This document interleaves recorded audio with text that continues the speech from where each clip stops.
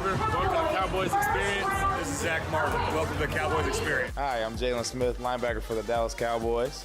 Welcome to the Cowboys Experience. You say you wanna go where the lights are flashing, I make it happen. You say you want a man that's always packing, I do damage. you say you wanna stay in a 5-star suite where all the stars meet, I get things cracking. That's what you get when you're rolling with me. I'm kinda like a savage. Ow!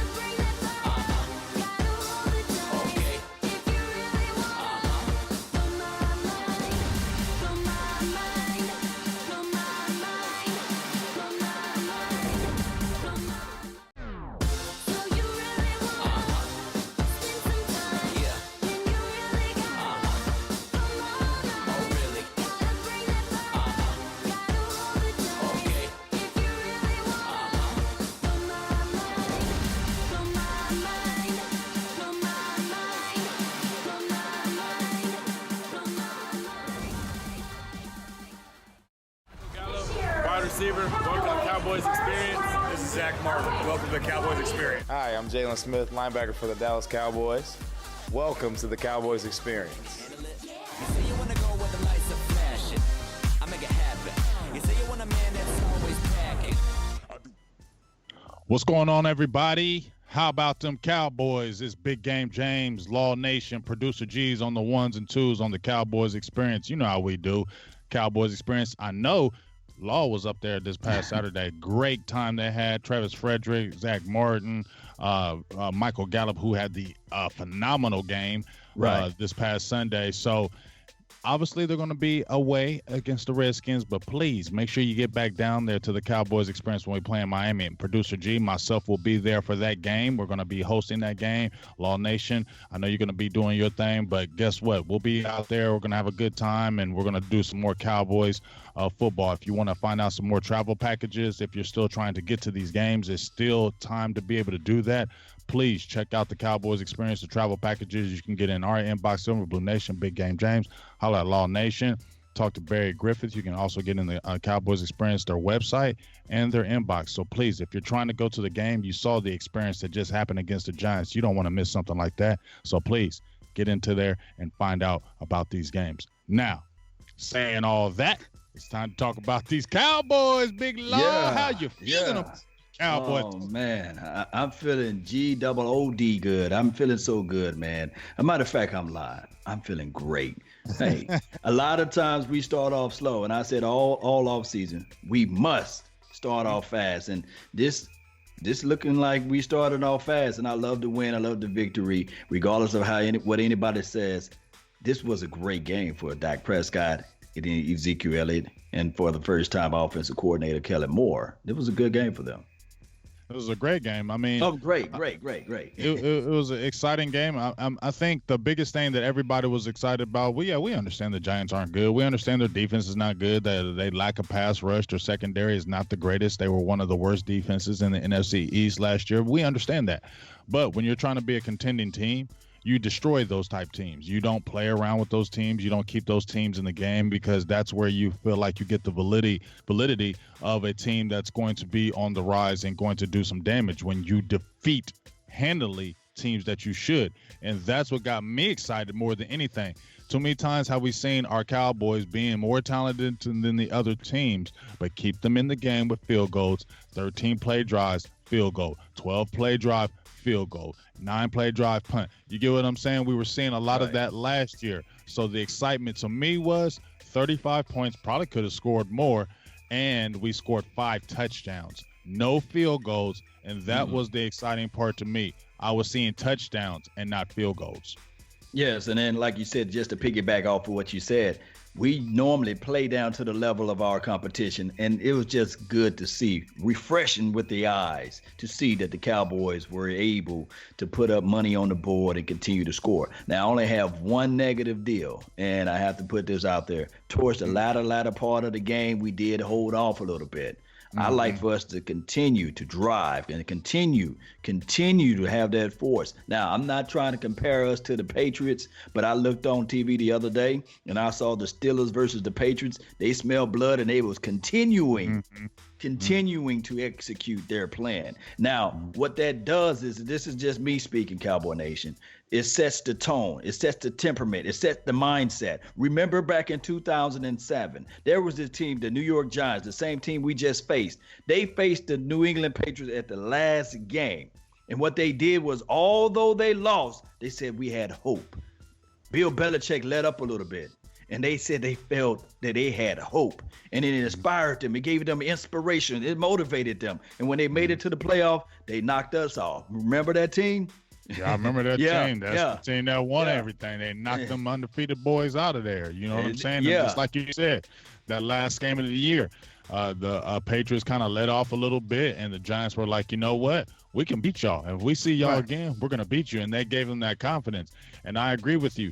I feel like even if you're up 35-10, if you're up 35-7, keep steamrolling these dudes. Don't make them feel any kind of nothing. And let all those other teams know that we mean business, and we play you, we're going to do you the same way. Yeah. It's a mentality and it's a mindset. And that's what you want to keep and you want to have, that we're going to lay it on you no matter what. I think that's the reason why we love Jimmy Johnson so much and teams hated him so much, because he was like, if you don't want me to score, then stop it. If you're not going to stop it, I'm going to score as many times as I can, and I don't care what you feel about it. Yes, indeed. And there's a documentary out there, That Contagious Attitude, moved all the way through that team. And if we were a young team. Remember when Barry Switzer was able to coach the team. Troy Aikman still said, no, we would have been still doing this, or we would have still been doing that. Hey, what we got to do in order to practice better and perform better. So that's what I want this young team to do. Continue to understand that, hey, everybody talk about the Dallas Cowboys. They laugh in our face. And every time, I'm going to get in front of the narrative too, Cowboy Nation. Every time we beat a team, we haven't beat a winning team. Right. Maybe because we beat them. You know what I mean? Right. So I can already hear the narrative. Oh, the Giants defense is horrible. Or the Giants didn't have this, or they didn't have that. Ingram was not a slouch. And then on top of that, if you add into the mindset that Saquon Barkley is, as he showed and displayed out there, is one of the greatest running backs out there on the NFL team, out of the NFL. So we did what we needed to do, and we hold that W proudly. But I will say this, 2 to 3 weeks down the line, they would say, okay, that was a below 500 team, and we won because of that team was horrible. But it's a story of a different day. It was a divisional game. I like the fact that we won. Yeah, and we're going to continue to talk a little bit about that game, but I totally agree with you with that not only was so what, it was the Giants. The biggest key to me, and just like you were talking about, fast start. Our first 5 games, and I've been saying this and I've been preaching this for I don't know how long. Our first 5 games, 4 of them are NFC games, 2 of them are division games. You already started 1-0. It doesn't matter if that team is sorry. It doesn't matter. That's a division game.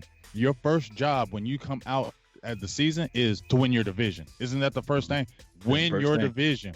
More than anything else, win that division. So whenever you win a division game early, especially, that's good going ahead. And obviously we have the Redskins next, but you start out really in the positive in the first 5 games and you have a winning record. That only feels good going later in the season, because how many times have we seen our Cowboys struggle early and lose critical NFC games early, and then later on when playoff positioning comes, we see that team that we lost to early and then they're in a better position because they beat us. And then it comes down to both teams could be a tiebreaker, but guess what? They beat us early in the season. So that's why these games are critical. So I don't care how sorry the Giants were. I don't care if they're a bad team. As you said before, Saquon Barkley is one of the best running backs in the league. He had over 100 yards. You've seen what he did. He's still, even after the 59-yard run, he still averaged 6 yards a carry. He's a beast. He's a problem. He's going to be a problem for everybody that he goes against. Ingram is the truth. True. When they drafted him, when they drafted Ingram, he's a baller, and you've seen what he did. I mean, he was going to be a problem. Going down the line, Cowboys need to shut that down. But the fact that they only got 17 and it was garbage at the end, the fact that we came in there and put our foot on their neck, I do like that.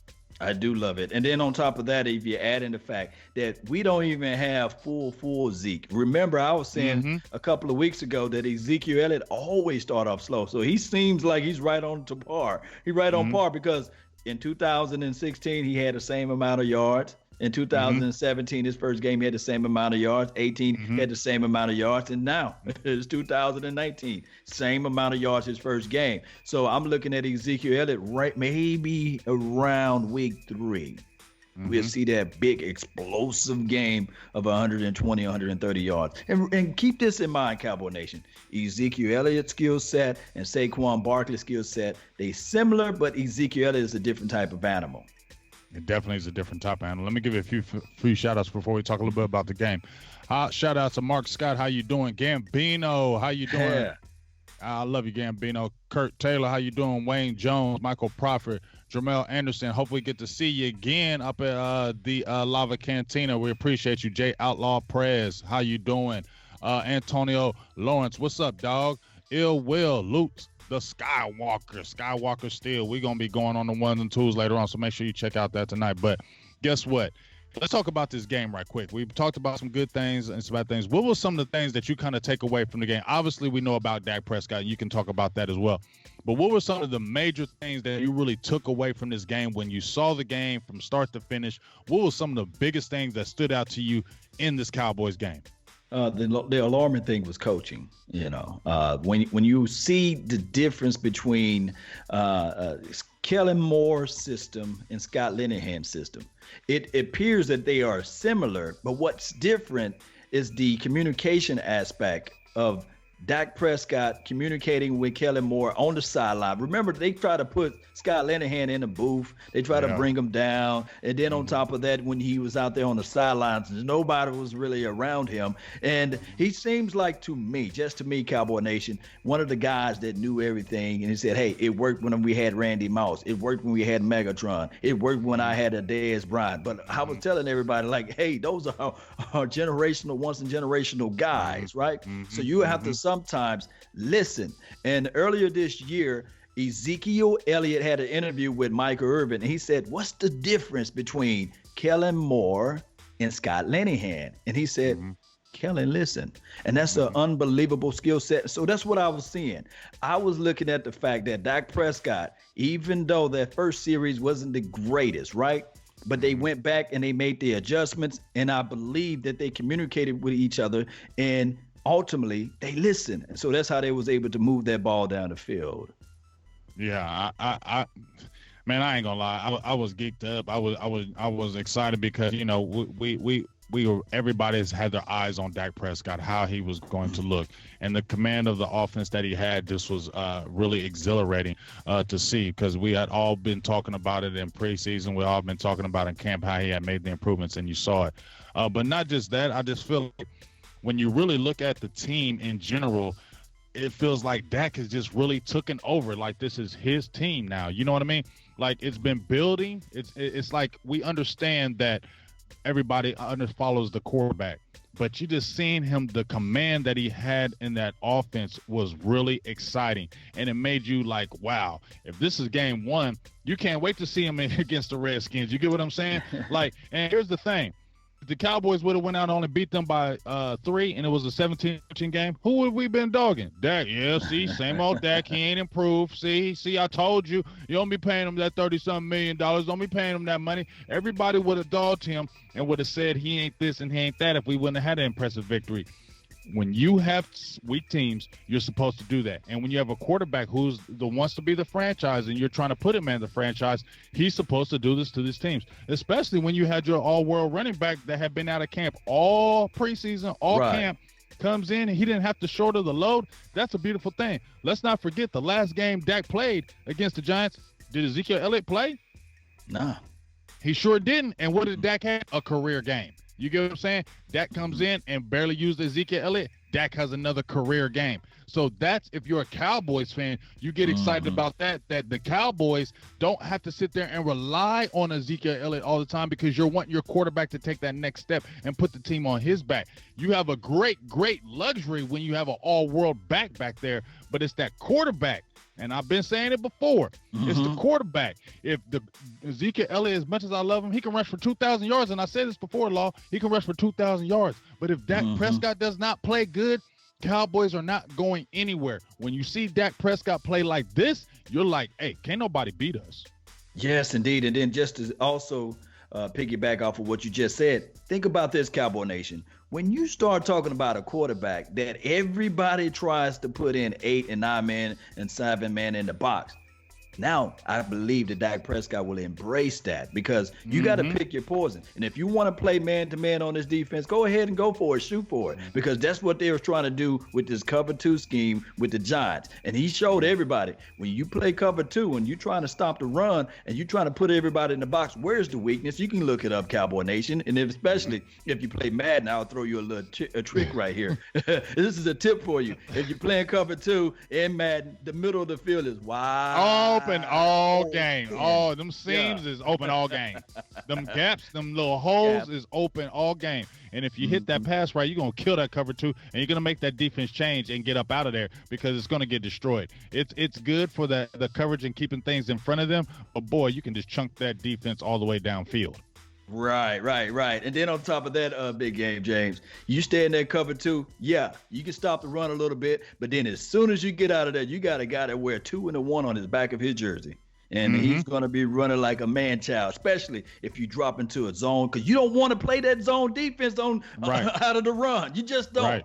Right. And then you don't want to switch around and move dime in there, because now you have lighter guys, and you don't have those big burly guys that's going to be inside. And what is going to go right up the middle? We're going to go right up the middle and just gas you and get them 10, 15-yard gains. And then it's like, pick your poison. What are you going to do? And that's what I believe the Cowboys have been trying to create.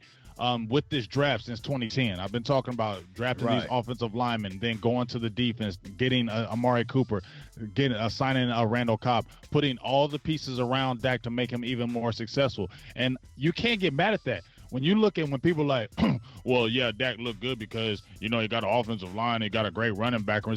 I don't understand that concept, Law, because aren't you supposed to put good players around him? Aren't you supposed to have a good offensive line? Aren't you supposed to have a good running back? Aren't you supposed to have good receivers? That's the only way you win in this league. You got to have good players. So the Cowboys are doing the right thing and surrounding Dak with those pieces. And just because you surround a player with those pieces doesn't mean that quarterback is still going to be successful. We've seen it time and time again that you can have pieces around a quarterback, but if that quarterback can't play, it doesn't matter. It does not matter. And so now you're seeing Dak Prescott, the maturation process, continue to grow. Shout out to John Kitna. I think that was a great hire. Now you continue to see it. It just looked like Dak looked like a totally different person out there. He was strong in the pocket. He was decisive. Did you see that pass he threw to Michael Gallup when he got smacked in the backfield? Oh, my gosh. That's what we've been waiting for, haven't it, Lo? Ain't that what we've been waiting for? And what did John Kitna say? Sometimes, kids, you just got to let it go. Let it fly. Don't worry about it. Yeah. Don't think too much into it. You got receivers now. And they did the live sideline audio on DallasCowboys.com, and I was able to listen to the players and their thought process of everything. And one major thing that I pulled from that excerpt or that quick mini video was the fact that when Amari Cooper said, hey, everybody eats. Then on top of that, you can't cover everyone, because now that everybody's eating, you can't scheme for that. And we are catching everything. So when you're catching everything, especially the one-on-one onto the outside, it dictates what the defense does. So that's why they stayed in the cover 2, because they said, hey, We need that safety over the top to help because Gallup is killing us. Oh, hey, we need that safety over the top to help Amari Cooper because he's killing us. Oh, we need that safety to creep deeper down, closer inside because now this Randall Cobb is a nuanced route runner. So that leaves you with the open of the middle of the field because now you're going to really have the Blake Jarwin did.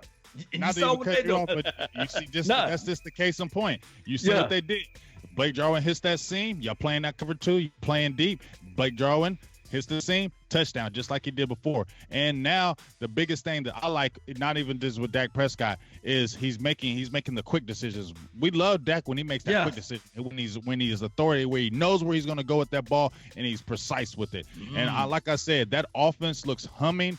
Like I said, so what? It's the Giants. I feel like this is not something that we have one big game and now the offense is going to fall off. I don't see that, dog. I just don't see it. I don't feel it. You had Travis Frederick, who made a heck of a difference coming back, huge difference. And then you even had Zach Martin and Tyron Smith, who pretty much missed all of camp. They come in, kept Dak Prescott in a clean pocket. I think he made this guy hit maybe twice in that game. 0 sacks.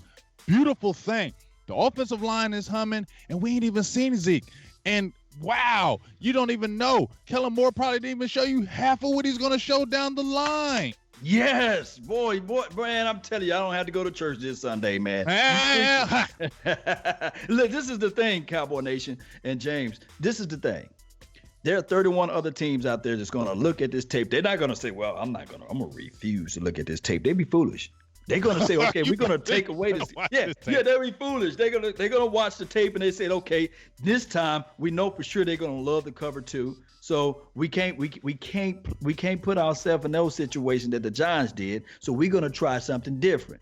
Don't you think that these Washington team that we're gonna play this weekend is going to say, okay, we're gonna let Ezekiel Elliott eat that, and we're gonna try to shut down this passing game? Don't do that. Don't do it because Tony Pollard and Ezekiel Elliott, oh my goodness, it's time for some gas shacks. I mean, hey man, I've been saying this. And you know what? I told you. Remember, I told you at the beginning of the year, I said, I've been getting on Garrett and those guys, and I'm gonna preach positivity because I feel like this is a team. I feel like this is one of the deepest teams we've been talking about. This is not something new that me and Law Nation have just sprouted out. We've been saying this from the beginning of the season. This is a different team. This is the deepest team that Garrett has had. You have multiple players that can do multiple things. And like you said, you haven't even seen the cusp of this. You don't think of Kellen Moore, who is that guy I feel like is a meticulous guy. I think that was the best thing they did was putting him at the offensive coordinator. As much as we hate Scott Linehan, thank you for bringing Kellen Moore on board. You saw something in him, so we appreciate you for that. But I just feel like you see a Kellen Moore thinking, okay, yeah, y'all did the cover 2. Yeah, y'all did this against us, but whatever y'all did against that, Washington, we're not going to show you that. We're going to be different. And that's get excited because what was the thing that was bothering us about Scott Linehan? You had an offensive game plan that everybody knew. The scheme was easy. The defense was going in like, we know what play you're going to do. We knew when Noah Brown was going in motion, this was going to be a run play. We saw something totally different in this game 1. We saw multiple guys going in motion, multiple sets, formations. Kellen Moore said from the very beginning, I do not want a guy or a team to get a beat on what we're doing, and I want to keep that defense off balance, and that's what he did. And I feel like it's going to continue to grow even more every game. He's going to be in that lab. That is the guy that I feel like this isn't something that, that was just one game. No, you got to believe in this dude. You got to believe in it. You got to believe in this dude. He's been doing this for a very long time. Playbooks, schemes, he's been doing this. Believe in this kid. I really am excited because I feel like the Cowboys have got a gem, and it's a beautiful thing that we got him and nobody else do because I think he's the next up-and-coming guy. Yes, indeed. Let me just go ahead and tell you guys right here. Thank you for tuning in to the Law Nation Film Session. As we take a deeper look at Jamez Olawale, they lined this brother out into the outside. Don't you know that linebacker was sitting there saying to himself, I'm praying to the high heavens that I can figure out if I can just swing my hands up. Hopefully I can knock this ball down. And that literally happened for him. But outside of that, don't you think that every linebacker in the NFL will be able to do that? I would say no. Jameis Olawale was wide the world open. It just that linebacker made an inch, and football is a game of inches. But that linebacker barely raised his hand, and he got in the path of the ball. But he didn't really know where that ball was at. But guess what? Now Washington teams are going to be looking at that playbook, studying, and saying, don't you guys see that they moved Jameis Olawale to the outside? We got to be mindful of that. So when they have a Jameis out there on multiple sets or multiple downs, we got to pull this linebacker off the field because all linebackers can't carry up the field like that. So then you put in an extra safety. And what Kellen Moore could do at that time? Oh, audible back into a run. You got light body work out there. Woo! Man, that's Ezekiel Elliott for 15 yards running up the seam. It's so funny because everybody, you see how important play calling is on the defensive side of the ball and the offensive side of the ball. We see how important it is. We've seen how the Rams came from the ashes. They came from the ashes. Why? They got a coach that can do great play calling and keep the defense off balance. That's why the Rams are so explosive. I feel like we have a guy that now we have been waiting for, and I'm just not proclaiming him because after one game, I felt it before. I was backing him before. I didn't want him as quarterbacks coach. I felt he was a better offensive coordinator. And then, like I said, John Kitna was the best player, best coach that they put for Dak Prescott. But I feel like this is just not a one-game thing. And I feel like we can now match these teams that we have been sitting back. We've had the talent. But now we can match you coaching-wise. That has been the thing that has lacked with the Cowboys. Has it not, Law? The coaching, it's let us down. It's let us down so many games. And when we look at our coaching staff right now, I feel a lot more secure. I like Kellen Moore, Gary Brown, Mark Colombo, Ben Bloom, Sanjay Lau, Chris Richard. You got a lot of good guys that were former players as well that's embedding a theory and a philosophy, and you see it running, and I feel like it's going to continue to grow and get even stronger. And you Redskins, you better beware. Better be worried. Great signs of good coaches and great coaches will be delegations for the nation. Look, if anybody taking management classes in your college levels, this word that you're going to always remember, management, is getting work done through others. So Jason Garrett, right now, by him sitting back and standing back and allowing his peers or his contemporaries to work out this thing called coaching is phenomenal for me. And then on top of that, Jason Garrett, he's not like he's inexperienced, right? Can you agree with me? He's been around winning teams, winning philosophies. He's been around that. It's just the fact that we know that he's going to wear that same blue shirt every Sunday. And that's just who Jason Garrett is. How you doing, guys? That's who he is. That's his flavor. But now that he got some people that's in his wheelhouse, the Chris Richards of the world, like you said, and then on top of that, the young phenom, Kellen Moore, I think that now you can see Jason Garrett still flex his motivational power on the sidelines, and I love it.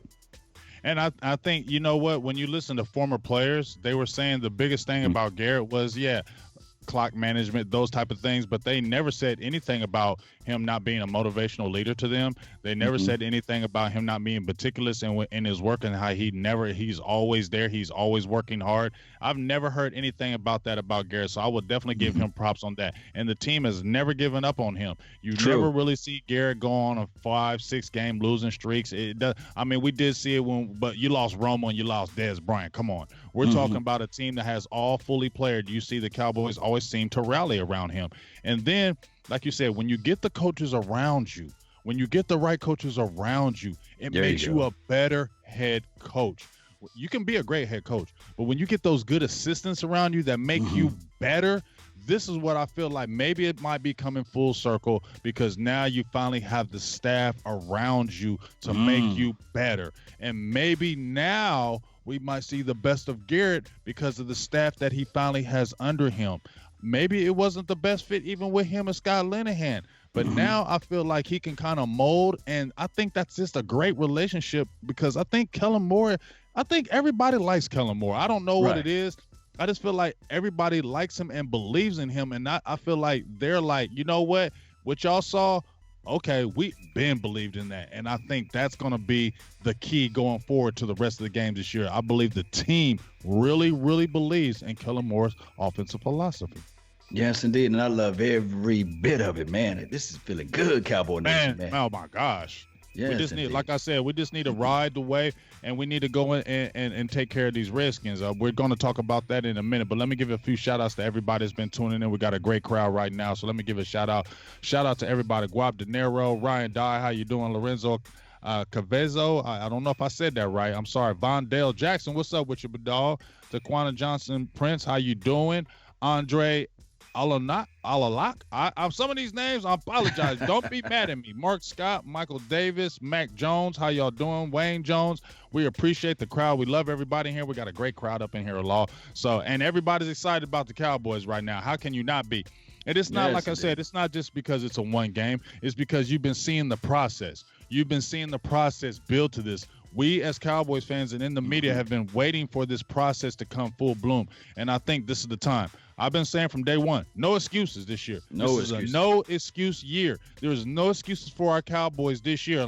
Major injuries, that could only be maybe the thing. But there's no excuses because we have the talent to beat anybody. And from this game on, we need to continue to steamroll through the league. When we saw those 90s Cowboys, what did they do? When they played a sorry team, what did they do? They demolished them.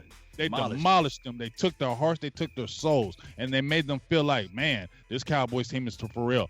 Nobody's going to take you serious when you struggle against sorry teams. So when you dominate a team like this, you should feel good because this is what you're supposed to do when you're trying to be a team that's going to a Super Bowl or trying to have a Super Bowl run. Yes, indeed. And everybody that's in the chat box at the Facebook panel, please hit that share button. Share this thing throughout everyone and let them know that Silver and Blue Nation, Cowboy Nation, we bleed silver and blue, that we are here and we live like 95. And we're going to talk about this defense. I know a lot of people had their reservations on the defense. But I would say this, and this is not me throwing a, what you call that? Let me see, an excuse out there. What I'm saying is that you don't do a lot of hitting and tackling in training camp like you used to do in the past, right? And then on top of that, I believe that Tyron Crawford, he didn't play none preseason game. And I don't think that your boy, D-Law played any preseason game, and we saw that this defensive front four just wasn't getting the penetration like we accustomed to seeing. And then on top of that, you got to add in the fact that this was the first game. So I'm not giving excuses, but I'm just I'm not complaining. I'm just explaining basically that just give this team until about week 3 for this defense to really be lights out. But everything that was there, outside of that big 59-yard run. I like most of the things that I saw. I mean, we had 3 forced fumbles in that game. Woods had a forced fumble. We just didn't grab it. I mean, it was one of those freak plays where we just didn't grab on the ball that time. LVE and D-Law had the big sack fumble. We also had another turnover as well. So we had 3 forced fumbles, recovered 2 of them. So the D was opportunistic, and that's what we were talking about before. Dallas never gets turnovers. So that was at least a good thing right there. And when you saw Eli Manning, he had 300 yards passing, but we do understand a lot of it was from behind. And when a lot of it was from behind, you're going to get that chunk yardage because you're throwing the ball a lot more. So, yeah, I don't really base it on that for the most part. We contained him. Do we need more of a pass rush? Yes. But as you said before, D-Law hadn't played all preseason, hasn't played all daggone camp. Same with Tyron Crawford, but I already told y'all how I feel about Crawford. Right. I already told you how I feel. I'm going to leave Crawford alone, but Joe Jackson need to get some more work out there. Yes. You got a Joe Jackson playing all game. I know he's a rookie, but how many times have we seen players that are rookies just shine? I think he's that type of guy, man. Tyrone Crawford, okay, I know you're the veteran, but I feel like you plateau. Get that young guy in there and let him get some work. Dorrance Armstrong Jr., you got to get that sack, dog. You got to sack Eli Manning. You got to be a little bit more impressive. You look good in the preseason. You look good in camp. You got to show that on the field because he wasn't as impressive to me as he had been looking at camp. And you got to wrap Eli Manning up for that sack. You can't let Eli Manning evade you. So things you need to clean up. But as I said before, those guys have not been together. They have all not been together. So you're still growing. And to me, I'm not worried about that. I think they're going to, and they have the hot boys. They got the purge. They got those names. I feel like the boys are going to have to hey, We need to go back there and live up to these names that we're talking to ourselves. And you heard DeMarcus Lawrence. I wasn't satisfied at all about that performance. I didn't like my performance. Yeah. And you don't think he's not telling the other players that we got to step up? You see how the offense did? You see what that offense did? We can't be letting that offense down and not going out there and doing our job, because the defense saved the offense a lot of times last year. So I feel like the defense is going to step up. And just like you said, give it to about week 3 or week 4, you'll start seeing that defense really coming together and gelling. But the beautiful thing is, even if the defense is not playing good, your offense is going in there, and that's the biggest thing. Yes. Your defense can have a bad game, your offense can flow. Your offense can have a bad game, your defense can step up, and that's what makes you a great team. Yes, indeed, man. You speaking like I said, man. I might not even show up for Sunday. Yes, I got the word of the Dallas Cowboys right now. Hallelujah. Hey, on that big 59-yard run, Cowboy Nation, that was Tyron Crawford that got folded up inside. Who is number 76? Do you have that roster for the Giants? He was number 76. Did a great deal of wedge, pushing Tyron Crawford back into the inside. It was a great deal. And then on top of that, Cowboy Nation, look, I just say this. Joe Jackson this year, when they finally give him out there. He got to play. He just got to play. Number 56. He kept 56, right? Like, we can't. Law. That's the guy that need to be taking Tyron Crawford's spot. I'm sorry. He needs to be the dude that's taking Tyron Crawford's spot. Law, you know daggone well Joe Jackson gets you excited if he's playing all game or playing a lot in that rotation. He's going to make some plays, dog. He just is. You can see it in him. And Robert Quinn will be right back after the Redskins game. So everybody calm down. It wasn't a great defensive game, but they only scored 17 points, and it was at the end of the game. That's what you feel excited about. It wasn't like it was 35-28. You feel me? And then you got LVE. He did get his hands on the ball. He did get his hands on the ball. It just tipped off his hands, and now they're like, oh, it's right there. It was right there. So I'm thinking I can smell it. Can you smell what the Cowboys are cooking? I smell turnovers and takeaways next week, man. I can just feel it. And let's talk about these Redskins, man. Yeah. So we seen the Redskins. They played the Philadelphia Eagles. They were surprising people. They had a 27 at halftime. They jumped on them Eagles early. I think McLaurin, from the rookie from Ohio State, had a big game, like 5 catches, 160-some yards. Had a big bomb from Casey Keenum. Looked like they were going to upset the Eagles. But guess what? It's the Redskins. It's Redskins. And even Deshaun Jackson, I was reading an article about what he was saying. He was like, I'm not trying to talk no trash, but you know Deshaun Jackson, he likes to talk trash. He said, I'm not trying to talk no trash, but I told the team to calm down because I know how they are. Yeah, because they were booing. Wasn't the Eagles booing? Yeah, Carson Wentz and everybody. See, Cowboy Nation, we ain't gonna boo our players now. But that's them Eagles guys. You know what I'm saying? Yeah. But he said, I know how they are, and I know how the Redskins are too. The Redskins are like this. They get all hyped in the beginning. They get hyped that they score a touchdown. They feel all good. But if you come right back there and smack the Redskins in their mouths, they fold quickly.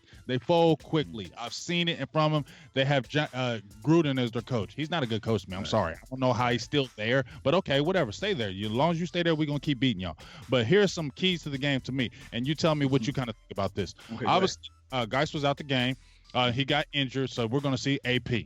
Okay, we remember what he did last year in Washington. He had 24 carries, 99 yards, and he looked revitalized. The second game we played him, he only had 30. Okay, so obviously we got to shut down AP from the very beginning. We cannot let him get off at all. We got to stuff him from the very beginning. Casey Keenum, I don't think he's a great quarterback, but he's a quarterback. If you play around with him, he'll throw for a 400-yard game on you. He'll throw a 3-touchdown game on you. So don't let him get that confidence. Come after him.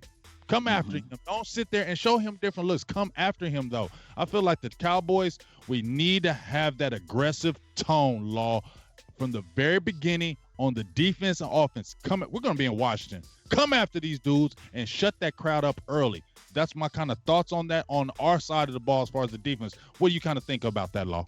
Yeah, I'm thinking that you're right on the money. Case Keenum is Kirk Cousins, little cousin. I think that they are the same person. So yeah, they're the same people. Same people. You know, all the Redskins did was rearrange the furniture on the Titanic. If you guys can let that sink into your mental, that's all they did with Case Keenum and Kirk Cousins. That's all they did was rearrange the furniture. So I'm looking at this team. Yes, we got to start off early and often. We got to really stop AP. He is a dog now, and our biggest problem is running from the inside. If we can pretty much create pressure from the inside, if Malik Collins can get off, and then on top of that, I'm thinking that if Tyron Crawford, if they squeeze him back inside, of course, if he can get off and stop that run, then that will help us out tremendously. But what we got to do is hurry up and stop them. If we can get them out of and make them one-dimensional and score early and often, then they'll abandon the run, and then they'll force those guys to pass. Now, what's his name? Terry from McLaurin. Ohio? Yeah, McLaurin? Ohio State. Yeah, McLaurin. Yeah, he could take the top off defense. Yeah, he could do all that. That's cool and all. But who else out there scares you on the wide receiver? I feel you. Now, Vontae Davis? He called him nice. Vernon Davis. I'm calling him. I guess his brother name. His brother name is Vontae. Vernon Davis. Yeah, Vernon Davis. Yeah, he caught. Remember the touchdown that he was able to get on the Eagles. The Eagles DBs to me. That was terrible. They still are trash. You know, they trashy. You know, they don't tackle well. And shout out to the Eagles, man, for not drafting anybody and not improving in that category. And I can't wait for us to play the Eagles. But neither here nor there. I'm going to say this right now. I don't see Davis catching the ball like that and going upfield on us. I just don't see it. And I think that Byron Jones, he's going to have more snaps this practice during this week, and he will be ready for week 2. So you'll see a more heavy dose of Byron Jones, and that's going to make Casey, as you call him, Keenum, throw that ball weird and awkwardly, and that's where we get our multiple picks. You know what, Law? I think this is a game. I'm flowing right off you right now. I think this is the game we get multiple picks. I think this is the game where in that third quarter, when we start putting that hammer on them and putting that foot on their neck, I think this is the time where you really see us get those tip picks. You know what I mean? Yeah. Tips off the hand. Xavier Woods with the interception. You know what I mean? I think this is one of those games where we can do that. Just as you said, I'm flowing. You were preaching too. You're preaching to the choir right to me too. Let me tell you, I was flowing off you, sitting down. We ain't scared of your receivers. And you getting Byron Jones getting more snaps and Jordan Lewis playing more. I feel good about our secondary. Cheeto is Cheeto. He plays that sticky coverage, and I just feel like you don't have nobody to scare us. Vernon Davis, come on, man. In your 20s, okay, not in your 30s. We're not worried about you. And guess what? They still don't have the greatest offensive line. Is Trent Williams playing? I don't think so. So I still got no Flowers back there. The offensive line is not the greatest, even though they got Bill Callahan, who's one of the best offensive line coaches out there. I still think that offensive line is suspect. Crowd that line of scrimmage, make Casey Keenum beat you, okay? Because guess what? I don't care what he's did before. He's still Casey Keenum to me, and you're going to make Casey Keenum beat us. And my thing is attack him. And if we attack him, send some blitzes on him, I feel like we're going to get a lot of turnovers in this game. This could be the game where the defense rebounds. I feel like the offense will play good, but I think this will be a defensive rebound game for us. I think the defense is going to take this personal, and people are talking about, oh, y'all didn't look good. And I think they're going to really step up and go hard against these Redskins. And I can see another blowout happening against these guys, because as I said before, you get on the Redskins early or you get on top of them, they tend to fold after that, and then they start to making mistakes. Penalties start coming with them. Remember, when they played that Eagles game, if you've seen anything about that Eagles game, they beat themselves a lot with penalties. And Redskins tend to have a lot of penalties. When they start having things go wrong, they start having a lot of penalties in the game. So that's good for us. So I just think that if we get on them early, score on them early, get a 14-0 lead on them guys, it's going to be a good day. And that might be a day where you see Tony Pollard. Ezekiel Elliott might get, but that might be a game where Tony Pollard might get one of them big 60-yard runs for a touchdown. I'm calling it. Tony Pollard, long run, touchdown. Yeah, because Tony had some good runs last game. It was just the flag warriors. We always fight against their flag whooping us, man. And that's what I always got to worry about when we go up there to FedEx Field. It's not the best field in the world, and I'm thinking that we are more of a turf type of team, not an outdoors team. That's just how I look at the Dallas Cowboys. So hopefully, when I get a chance to see Tony Pollard out there on that natural grass, maybe I can see him doing something, but I'm more so with you. I'm thinking that this defense will be the team that we're going to look at and say, man, the defense stepped it up this weekend. Yeah, I just have that feeling that the defense is going to be the key to this game and really going to set the tone. I think if they come out early and really get after Keenum and don't really respect him, you get what I'm saying? Like, not disrespect him as an NFL quarterback, but don't respect him. Come after him like, who are you? We don't care who you are, Casey Keenum. We're going to come at you. We're going to blitz you hard. We're going to blitz you heavy. You see who's really took over the coordinating job now is Chris Richard. He's pretty much calling the plays on the defense. So, Chris Richard, I know you like to attack these guys and keep on showing them different things. Don't stay in a certain type of defense. Show them multiple looks, just like you see our offense showing multiple looks. I think that's the biggest thing. Keeping the offense off balance, we're on defense, and keeping the defense off balance, we're on offense. As long as we continue to that game by game, teams it's gonna be hard to get a beat on us because you're gonna not know what we're gonna do in great angles. And you know what? I'm gonna say this about Liz Law. I'm sorry, Byron Jones. I'm sorry. I apologize.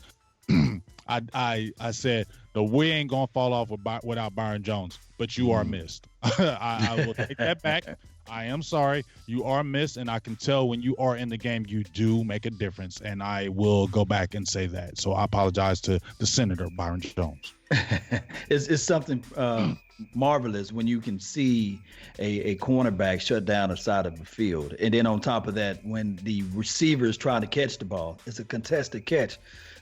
Excuse me. But the Antonio Brown, his problem was he left too much space. And a lot of times he's not the big physical guy that I thought he was. He's more of a smallish guy. And especially I think that the Washington team still got some tall vertical receivers. So it's going to be a handful for him. But I'm looking for my guy, Jordan Lewis, because when he stepped up, when you saw him out there, I'm like, why in the world you keep putting him on the bench?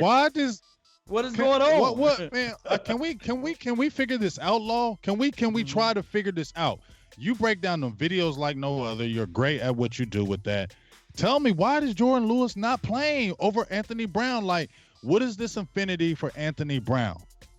I said before, I think that Jordan Lewis is the best, one of the best cover corners that we have. And if you think about it, if you ever wearing jeans, the people that's in the chat box, you got little jeans on you. There's a pocket on the side of your jeans. Some people call it the pocket knife pocket, right? That's where Jordan Lewis will be at on you the entire game. He's Jordan Hip Pocket Lewis or Jordan Pocket Knife Lewis. The problem is that his tackling out in space is suspect in certain degrees. But I'm looking at the fall off between Anthony Brown and Jordan Lewis. I might as well have a guy that's going to cover better out in space, a guy that's going to be able to be on your pocket more. I just think that what's happening here is that Chris Richard looks at Jordan Lewis and he doesn't fit the mold because he's still smaller than Anthony Brown. Now, Anthony Brown is a 4-3 guy. Mm-hmm. So that probably won him some favors out there, too, to be out there on the field, especially as it relates to recovery speed and what the scheme allows this team to do. But I would say, if I'm a betting man, I would put in Jordan Lewis over Anthony Brown at that corner spot. But that's a story of a different day. All right, so we're about to get off here. We appreciate everybody. I want to do a few more things right quick. Let me give you – we talked about a lot of our defense against their offense. Give me some of your keys for our offense. How do we need to attack their defense? What do you see that the Cowboys really need to take advantage of with the Redskins? All right, so this is the thing. They defensive front four is nasty. I think we are blessed, and I'm not wishing injury on anyone, but I think Jonathan Allen is out for this game. It's a huge plus for us and a huge negative for them because our style of run, we are a zone block scheme. So we're going to really run up that zone and we're going to figure out ways and spaces inside. So I'm thinking, just like you said, this will be a good display for our running backs this game. And then on top of that, their linebackers, they got smallest linebackers because they are a 3-4 team. Well, their linebackers are smallest in a sense, but they cover a great land of space. But I'm thinking that this team, the Dallas Cowboys, should be able to run on their particular team. And then on top of that, I'm thinking that with the play actions, their DBs are not that great in covering, and they always bite to the double moves and the pump fakes and things like that. Look for Michael Gallup to have a big play up the seam as well. Look for Michael Gallup to score and eat some of that touchdown action. That's what I'm looking for. So that's be the play of the game. Start off early and often. Utilize their strength as their weaknesses as they relates to, because they are a 3-4 team and they're going to be missing somebody on their front four or front three, however you look at it, and just look for us to dominate in those fashions. And you know what else, Law? People forget when we played them in Washington, no Amari Cooper, no Randall Cobb. Wow. We had Michael Gallup had a big touchdown that game, but our receiving core was not the greatest that game. Now we're coming in there totally different. They're seeing a totally different receiving core in this game. And we're coming on a healthy offensive line. And you have a Tony Pollard who's a threat. And we're not even talking about a Tavon Austin. He can do some things too. So I think, guess what?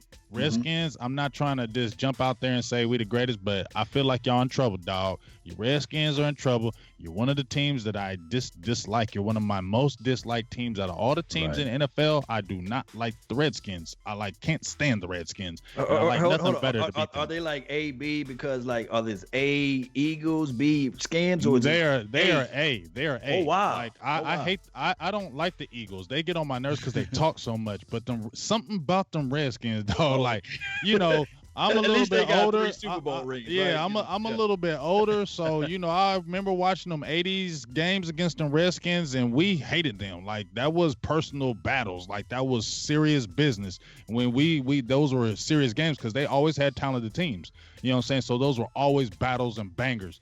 And I feel like the Redskins will always give us their best because they can't stand us either. So I'm just really ready to stomp them. I'm ready to put a 30 burger on these guys as well. Wow. I don't want to have a 17-10 game. This needs to be another 30 burger on them, a 31-10, 31-13. Them getting, like, we get 4 sacks, 2 turnovers, interceptions, that type of game it needs to be. And I really like to see our running game. I think our offense, our receiving, it's just exciting, dog. Law. Yes, I'm feeling good. We got Cooper, we got Gallup. You still can throw to Witten. You got Blake Jarwin. And if you start catching on them receivers when we start chunking you up with them passes, we got Ezekiel Elliott. Woo! But let me just do this one thing right quick before we roll on out of here and before you do the closing statement. Here's one thing that I really want everybody to lean close on, and just know this right now. Although it's the second game of the season, big game, James, although it's the second game of the season, we got to understand this. The Redskins going to have their back against the wall because nobody want to start off 0-2. And on top of that, it will speak volumes of us to go down there and cut the life out of those Redskins and let them know that we are silver and blue and that we don't fold up like lawn chairs or cheap tents. So we got to get out there and intensify this thing and make sure and let everybody know that last week was not just by mistake, that we own the NFC East and we are awesome beasts, and everybody is looking up to the greatness of the Dallas Cowboys. So we have to get out there and set the tone week 2 and let everybody know that we are coming through here ripping apart everything. That's what I want to say right now. Yeah! In my Michael Irvin tone, boy. Yes. Oh, dog. I'm sorry, man. It's just excitement in the air. It's a different team, yo.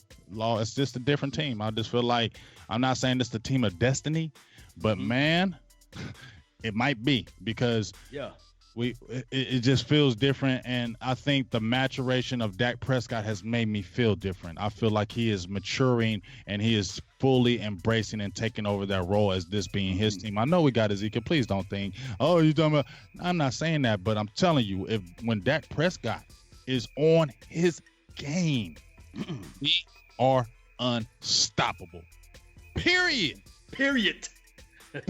There ain't no ifs, ands, or buts. When Dak Prescott is throwing that ball like that, how can you beat us? Let's really think about that. How can you beat the Dallas Cowboys when Dak Prescott is playing like he played against them Giants? There's no way, because he's going to throw the ball on you. He can complete the passes. And then when you say, oh, well, he's killing us in his passing game, we just going to run it down your throat. And we ain't this guy Zeke. We got another running back that can kill you and just take it to the house at any given time. And that's what's exciting, because we hadn't had that element when we had Rod Smith. I loved Rod Smith. He was great for the team. We needed explosiveness. We needed explosiveness in that backfield. I was saying it before the draft that we needed explosive running back. They got somebody back there. We got the explosion. So now it's time to take what's rightfully ours. And what's rightfully ours is another NFC East championship. And what's rightfully ours is another Super Bowl, because we are the top teams out there. When you mention great teams, it's the Cowboys. And we need to get back to where we were before. dominating and destroying teams. And it starts now. It started Sunday, and it starts again this Sunday, going into Washington, cutting off their heads, destroying them, stepping on their necks, and blowing them out the water, and letting everybody know we are the Cowboys, and we're a force to be reckoned with. And if you play us, you're in trouble. Yes, indeed. Yes. Oh, wow. All right, so guess what? We're about to head out here, but we got I want to ask some people in the chat box right now. Give me some bold prediction of this game. Give me your bold prediction of this game. We'll go with the score after this, but give me a bold prediction in this game from you, Law. Oh, man, my bold prediction would be that Dak Prescott will follow up what he did last week. And then on top of that, this will be a 110 rushing yard game from my guy, Ezekiel Elliott, because normally he starts off slow for the first 2 weeks. But this week, he's going to figure out ways to get 110, and then he may get 60 reception yards. So that's what I'm thinking about. My bold prediction.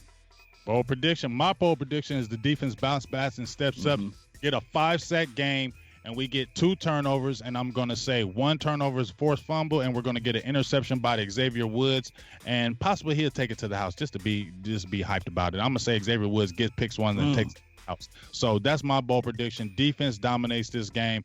I think the offense is going to play well, but I think the defense is going to take it personal about what people were saying about them. I think they're going to step up against these Redskins, have a big game as far as on the sack total, shut Adrian Peterson down, and get turnovers this game. 2 turnovers, 5 sacks. Adrian Peterson doesn't get 100 yards. Cowboys dominate this game.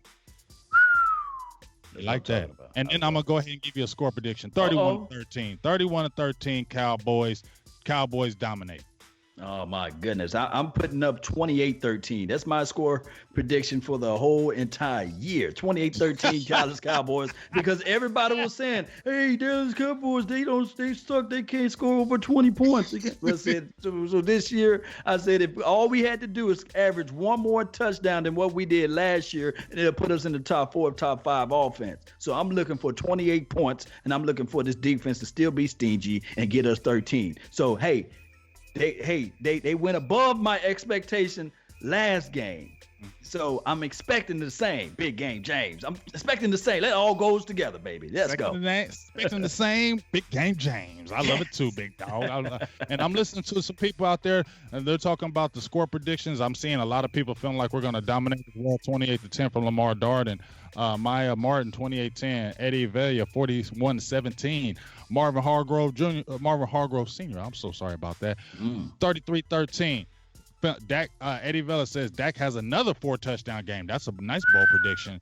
That would be a beautiful. If Dak comes in there and throws for another 4 touchdowns, I'm gonna smack somebody. Hey, no. We're gonna find Jerry Jones and say, man, pay the man. Hey, let me jump in here with mine. Everybody can hear me now, so producer G here. Yeah. We can hear producer J. So I want to say, I'm glad the dude mentioned 4 touchdowns, because I was gonna say 5 touchdowns. This week. That's bold. You got to be bold when you do this. So I'm saying, you got to be. That's super bold. I'm saying that's 5 touchdown I was conservative passes, bold, and I'm gonna give my score 42-17. 42-17. Producer Jen says Dak Prescott throws 5 touchdowns. Hey, dog, if we do that, oh my God, the world is in trouble. If Dak Prescott throws for 5 touchdowns, bruh. You better. I'm gonna fly to Dallas early, and then I'm gonna get up in Jerry Jones' office and say, "Stop playing. Stop playing with this man's money and sign this man. Stop playing with this man's money and sign him. G, if he throws 5 touchdowns, we all flying to Dallas and we go and talk to Jerry Jones and say, stop playing and sign this man. He'll be in the before MVP the price talk. tag goes up higher.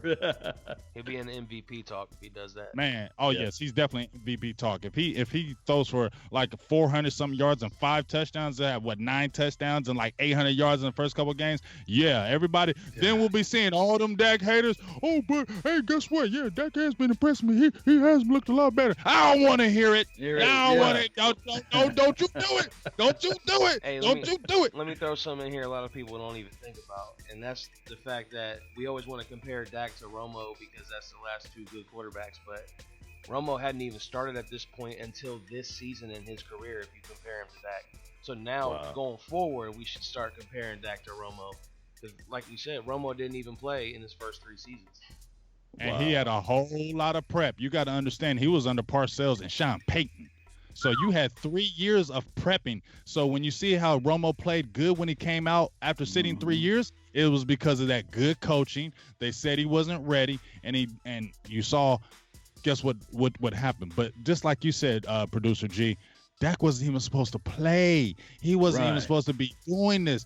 They had a 2-year process where Dak Prescott was supposed to sit the bench. They were going to get 2 more years out of Romo and then bring Dak Prescott in. So considering what he did, and people, when they talk about Jared Goff and Carson Wentz, those guys were 1 and 2 in the draft. Right. And let's keep it real.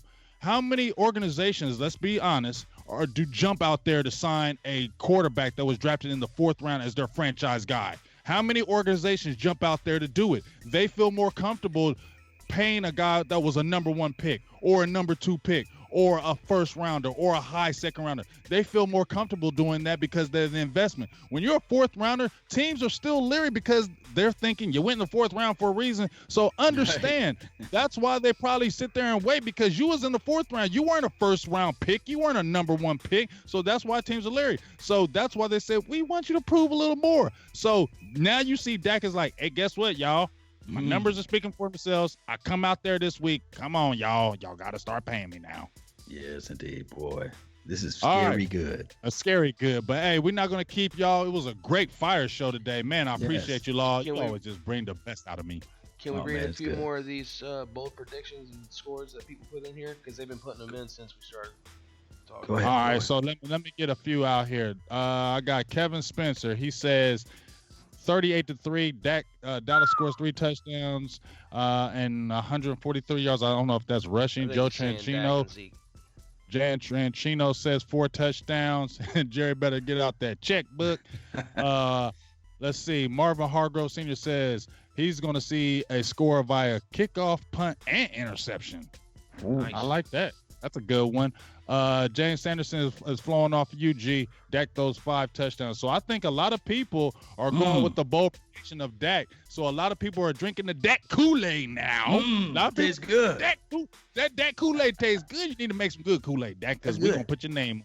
But a lot of people are saying 5 touchdowns, G. A lot of people are jumping out there that he can throw another big multiple touchdown game. You seen what Carson Wentz did. They went deep on him.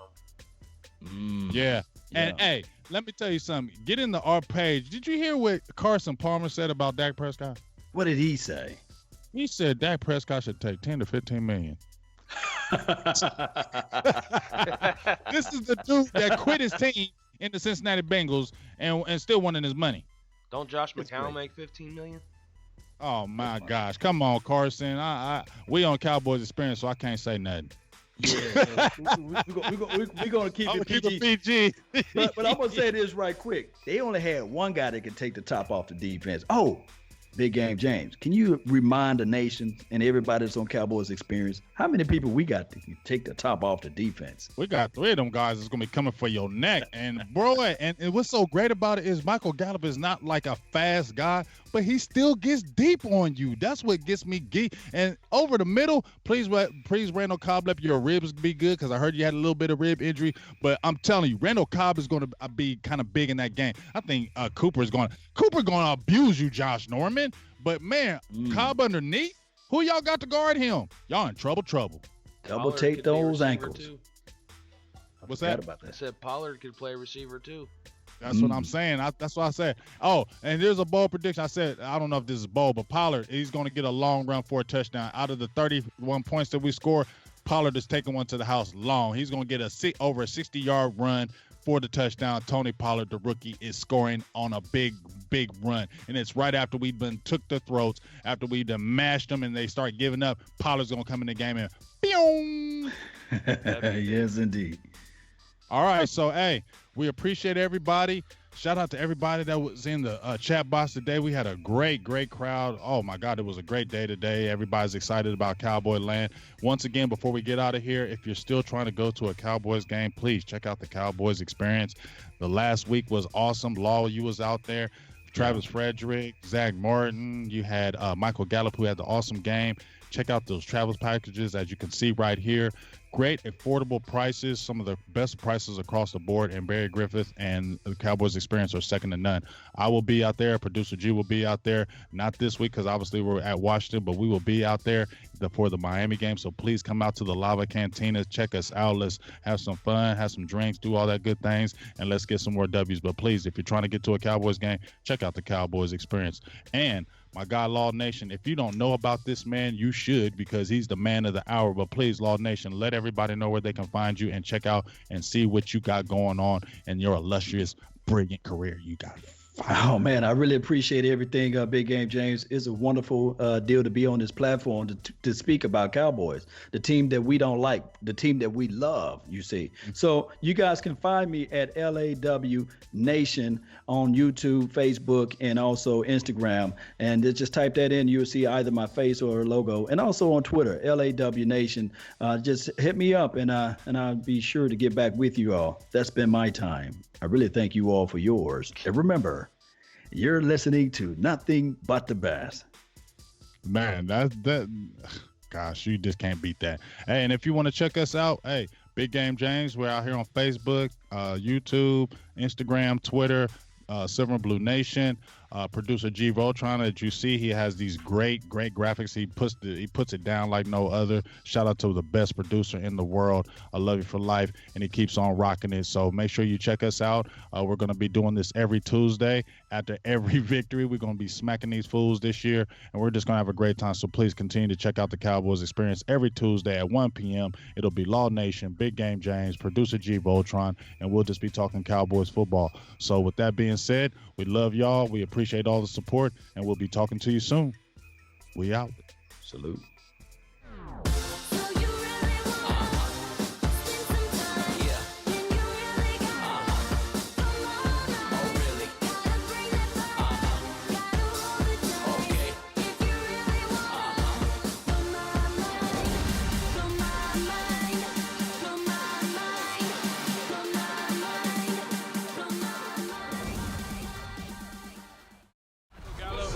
Receiver. Welcome to the Cowboys Experience. This is Zach Martin. Welcome to the Cowboys Experience. Hi, I'm Jalen Smith, linebacker for the Dallas Cowboys. Welcome to the Cowboys Experience. You say you wanna go where the lights are flashing.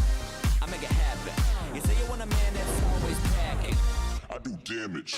You say you wanna stay in a 5-star suite where all the stars meet. I get things cracking. That's what you get when you're rolling with me. I'm kinda like a savage. Ow!